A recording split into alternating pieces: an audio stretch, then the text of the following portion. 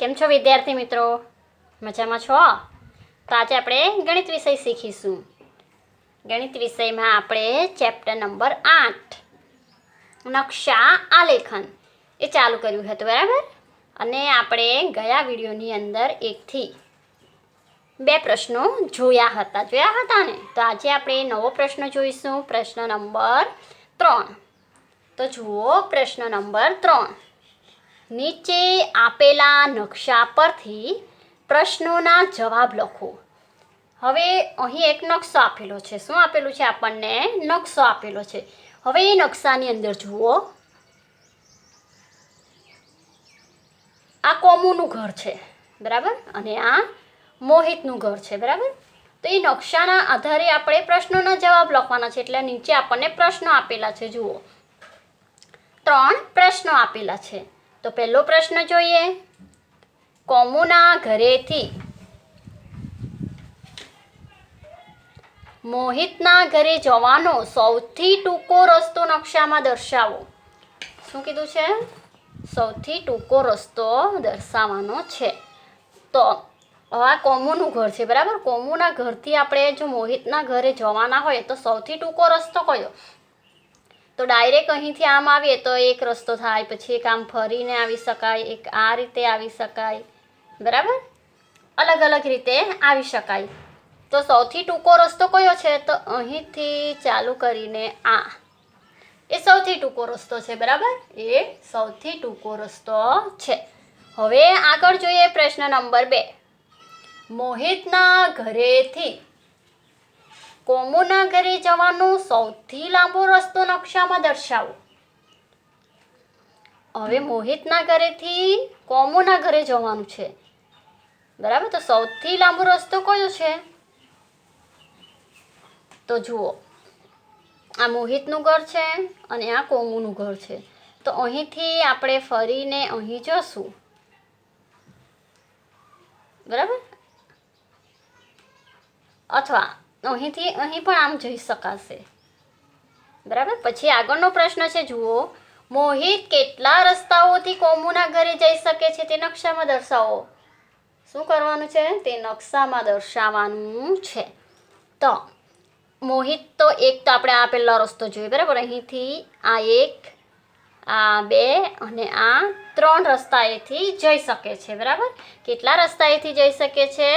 3 રસ્તેથી. હવે આગળ જોઈએ પ્રશ્ન નંબર 4.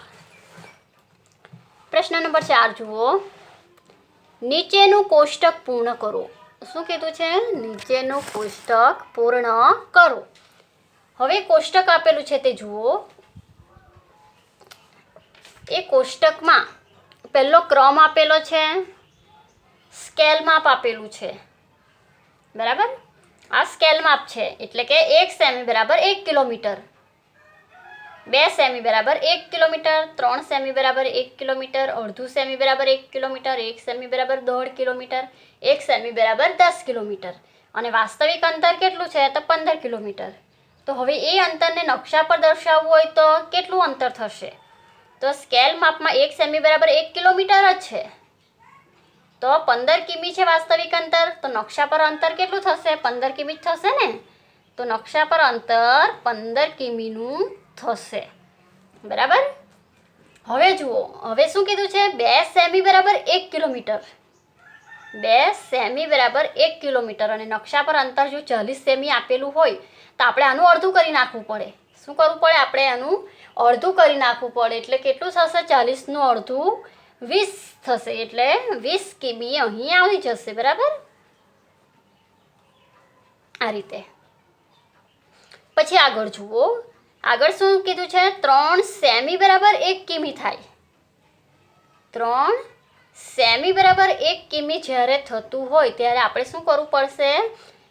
45 ગુણ્યા 3 કરવા પડશે. શું કરવા પડશે? આ રીતે 45 ગુણ્યા 3 કરી નાખવાના. એટલે જવાબ શું આવે તે આપણે જોઈએ. 3 પંચા 15 એ 5, વધી પડી 1, 3 ચોક 12 ને 1 13. એટલે 135 કિમી નકશા પર અંતર આપણે જોઈ શકીશું, બરાબર? આગળ આપણે સેમી લખવાનું, કિમી લખાઈ ગયું, બરાબર. હવે આગળ જુઓ, ચોથાની અંદર અડધું સેમી બરાબર 1 કિમી થશે. અડધું કિમી જ્યારે હોય તો 1 કિલોમીટર થાય છે. તો વાસ્તવિક અંતર કેટલું હશે? તો અહીં 50 સેમી છે, તો વાસ્તવિક અંતર એનું ડબલ હશે. ડબલ હશે ને, એટલે 50 છે તો 50ના ડબલ કરી નાખો, એટલે 50 દુના 100 કરી નાખો, એટલે અહીં 100 કિમીનું અંતર આવી જશે, બરાબર. પછી આગળ જુઓ, 5મા નંબર પર 1 સેમી બરાબર 1.5 કિમી છે. કેટલું છે? 1 સેમી બરાબર 1.5 કિમી જો થતું હોય અને વાસ્તવિક અંતર 60 કિમી જો આપેલું હોય તો કેટલું થશે? 40 સેમી થશે, બરાબર. 40 સેમી થશે. એવી જ રીતે આગળ જુઓ, આગળ 6 નંબર પર જુઓ, 1 સેમી બરાબર 10 કિલોમીટર છે. કેટલું? 1 સેમી બરાબર 10 કિલોમીટર જો હોય તો વાસ્તવિક અંતર કેટલું? તો આપણને અહીં નકશા પર જેટલું અંતર છે એ બતાવેલું છે કે 25 સેમી. જો 1 સેમી બરાબર 10 કિલોમીટર હોય તો નકશા પર એનું જે અંતર છે તે 25 સેમી હશે, બરાબર. તો એનું વાસ્તવિક અંતર કેટલું હશે? તો આપણે શું કરવું પડશે? 25/250. એટલે આપણને વાસ્તવિક અંતર મળી ગયું. કેટલું મળ્યું? તો 250 કિલોમીટર, બરાબર. આ રીતે આપણે આ કોષ્ટક પૂર્ણ કરી શકીએ છીએ. હવે આપણે આગળ જોઈએ, પ્રશ્ન નંબર 5 જોઈશું. જુઓ, જો નકશામાં 1 સેમી બરાબર 10 કિમી, 1 સેમી બરાબર 10 કિમી જમીન પર અંતર હોય તો તેના આધારે નીચેના પ્રશ્નોના જવાબ લખવાના છે. માપ જુઓ, સ્કેલ માપ કેટલું આપેલું છે? 1 સેમી બરાબર 10 કિલોમીટર, તે પણ ક્યાં? જમીન પર અંતર હોય, બરાબર. આ સ્કેલ માપ યાદ રાખો, 1 સેમી બરાબર 10 કિલોમીટર, બરાબર. હવે જુઓ, અહીં આ નકશો આપેલો છે તે જુઓ. પાલનપુર, ઊંઝા, મહેસાણા, નંદાસણ, કલોલ, અડાલજ, સુભાષ બ્રિજ એન્ડ અમદાવાદ, બરાબર. આ એક નકશો આપેલો છે. હવે એ નકશાના આધારે આપણે શું કરવાનું છે? તો જે આપણને પ્રશ્નો આપેલા છે એ પ્રશ્નોના ઉત્તર લખવાના રહેશે. તો આપણે પહેલો પ્રશ્ન જોઈએ. ચાલો, પહેલો પ્રશ્ન છે, જુઓ. પાલનપુરથી મહેસાણા વચ્ચેનું અંતર કેટલું થાય? હવે પાલનપુર ક્યાં છે તે આપણે જોવું પડશે પહેલાં. તો પાલનપુર સૌથી ઉપર છે, બરાબર. પાલનપુરથી મહેસાણા એટલે આ મહેસાણા, તો મહેસાણાનું અંતર આપણે જોઈએ. પાલનપુરથી ઊંઝા 5, ઊંઝાથી મહેસાણા 2, બરાબર. એટલે આપણે મહેસાણા જોવાનું છે. તો 5 ને 2 7 સેમી છે, બરાબર. હવે 7 સેમી છે તો આપણને અહીં શું કીધેલું છે? 1 સેમી બરાબર 10. 1 સેમી બરાબર 10 કીધું છે. તો 2 સેમી હોય તો 20, 3 સેમી હોય તો 30, 4 સેમી હોય તો 40, 5 સેમી હોય તો 50 થાય ને. એવી જ રીતે 6 સેમી હોય તો 60, અને અહીં કેટલું થયું? 7 સેમી. તો 7 સેમી બરાબર 70 કિમી. એટલે આપણે જવાબ શું લખીશું? કે પાલનપુરથી મહેસાણા વચ્ચેનું અંતર 70 કિમી થાય, બરાબર. 70 કિલોમીટર થશે. હવે આગળ બીજો સવાલ જોઈએ. તો મહેસાણાથી અડાલજ વચ્ચેનું અંતર કેટલું થાય? હવે આ મહેસાણા અને અહીં અડાલજ, બરાબર. તો એ બંને વચ્ચેની સેમી કેટલી છે તે પહેલાં આપણે તો સરવાળો કરી નાખવાનો. તો 2.5, 2 સેમી, 1.5 સેમી, એટલે 2 ને 2 4 ને 1 5 ને અડધું એટલે 6. હવે 6, 1 સેમી બરાબર 10, 2 સેમી બરાબર 20, તો 6 સેમી બરાબર 60 થાય ને. તો આપણે અહીં જવાબ લખી શકીએ કે મહેસાણાથી અડાલજ વચ્ચેનું અંતર 60 કિમી થાય, બરાબર. એવી જ રીતે આગળનો પ્રશ્ન જોઈએ. તો ઊંઝાથી અમદાવાદ વચ્ચેનું અંતર કેટલું થશે? હવે આપણે જોવાનું છે ઊંઝાથી ક્યાં જોવાનું છે? અમદાવાદ. તો ઊંઝાથી લઈને આપણે અમદાવાદ સુધીનું અંતર જોવાનું છે. તો જોઈએ ચાલો. આ 2 ને 2 4 ને 2 6 ને 1 7 ને અડધું અડધું 8, 8 ને 1 9, 9 ને 1 10, 10 સેમી બરાબર પૂરેપૂરા 100 કિલોમીટર થાય. કેટલું થશે? 100 કિલોમીટર. 100 કિલોમીટર થાય બરાબર. આ રીતે. હવે આગળ જુઓ પ્રશ્ન નંબર 4. નંદાસણથી સુભાષ બ્રિજ વચ્ચેનું અંતર જણાવો. હવે નંદાસણને જોઈએ આપણે. તો નંદાસણ ક્યાં છે? તો આ નંદાસણ છે. હવે નંદાસણ અહીં છે અને સુભાષ બ્રિજ અહીં છે.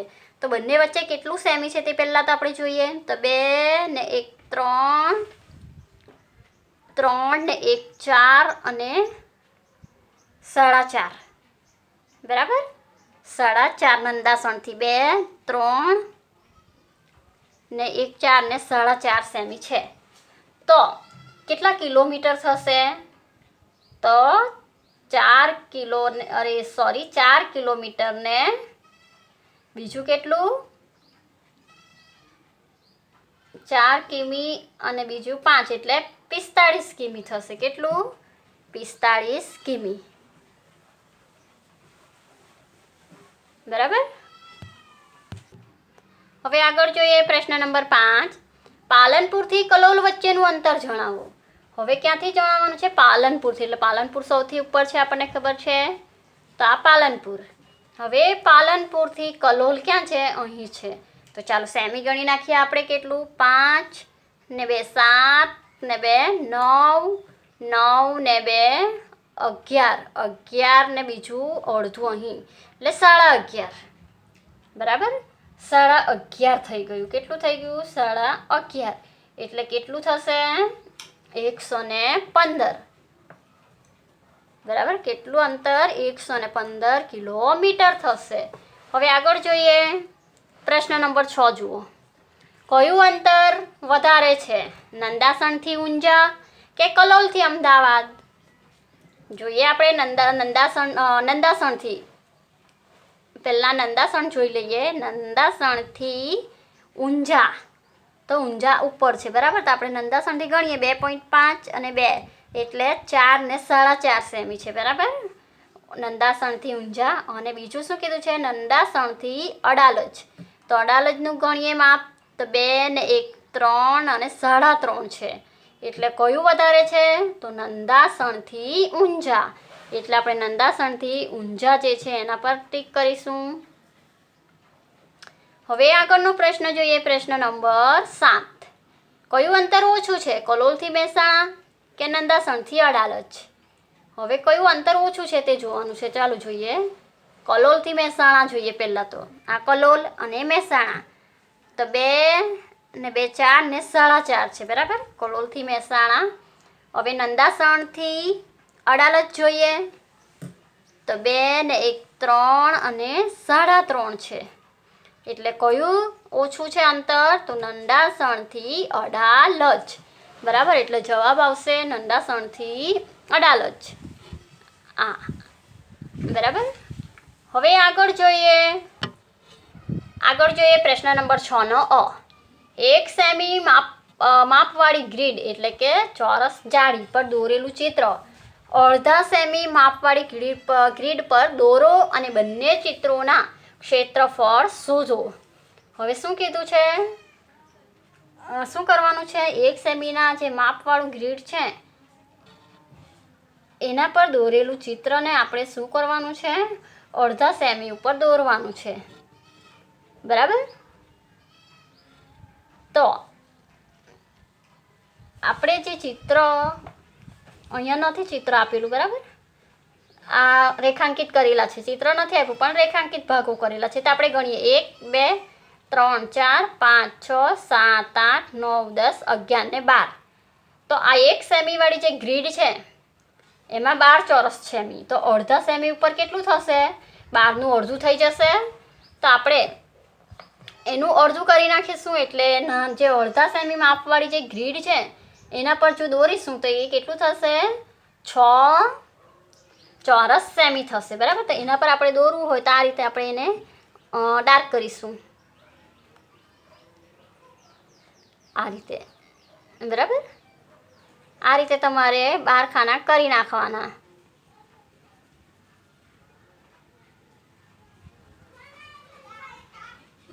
આ રીતે, બરાબર. પછી